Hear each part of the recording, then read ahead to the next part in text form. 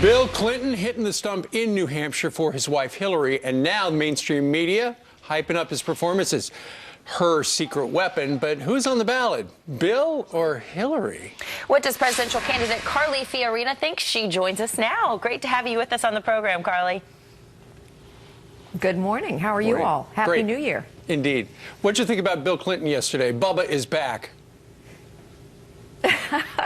Bubba's back. Well, I'm here in New Hampshire as well, drawing pretty big crowds. Look, Bill Clinton's fair game. He's a former president, but elections are about the future, not about the past. And so this election's about Hillary Clinton. And the way to beat Hillary Clinton is to talk about her complete lack of accomplishment, the fact that she's gotten every foreign policy challenge wrong, right, and the fact that she continues to lie to the American people. It's the Clinton way. Lie as long as you can get away with it and say whatever you need to say to get elected.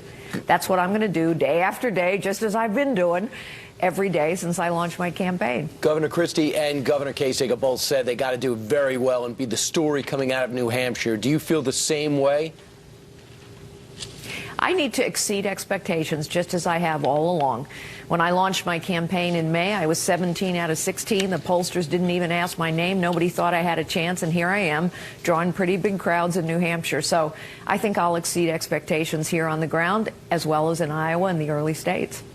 Mrs. Fiorina, a new poll is out saying that white female Republicans are the angriest Americans. It's an Esquire, NBC, and SurveyMonkey poll, and they are angrier than 1 year ago. 58% of white women are angrier than they were a year ago. Is that something you're noticing out on the campaign trail, and if so, why? Well, yes, women are angry, and let's remember, women are 53% of the vote. So we can't nominate someone who routinely insults women. Women are angry because more of them are living in poverty. Women are angry because they feel they're losing control and power over their own lives. Women are angry because they worry that their children don't even know what the American dream is anymore. Women are angry because their health costs are going up. Yes, women are angry, and women are an incredibly important segment of the population that we need to win this election. From the same article, it says half Americans are angrier today than a year ago. That's the thrust of it. And they put Donald Trump on the cover and refer to him as the hater-in-chief, the unlikely face of American anger.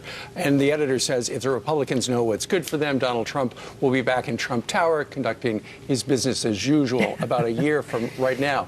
But does he, at this point, is he just emblematic of that anger that we're talking about? Well, look, people are angry. They feel powerless. They don't feel safe. They don't feel valued by their government or served by their government, and they don't feel listened to. 80% of Americans think we have a professional political class that cares more about itself than a corrupt federal government. They're right. That is why I'm running for president, because we need to return and restore power to the people and be a citizen government. Look, I don't exactly think Esquire is an authority, but there is no doubt Donald Trump is an extremely divisive candidate. That's why he cannot win. That is why he cannot be our nominee. But honestly, Donald Trump reminds me of the Kim Kardashian of politics. They're both famous for being famous, and the media plays along. Wow, interesting. Carly, there's going to be new criteria for the next series of debates. The top six got to be top 5 in the nation and top 6 in the first 2 states. It doesn't look like you're going to get there. Would you go to the second? Would you go to the pre-debate stage? Unlike Rand Paul says, if he gets that, he's not showing up. I will be in South Carolina. I will debate anyone, anytime, on any stage.